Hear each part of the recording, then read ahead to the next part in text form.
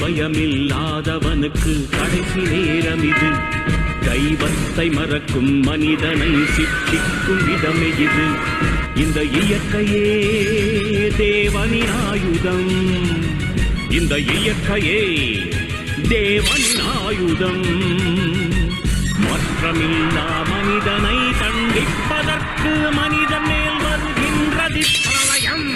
தன் கணக்கு முழுமை ஆகும் வரை ஓயாது இப்பிரளயம். பாவம் படுத்தால் சிக்ஷையே, அவர் இருக்கும் இடத்தில் பிரளயமே.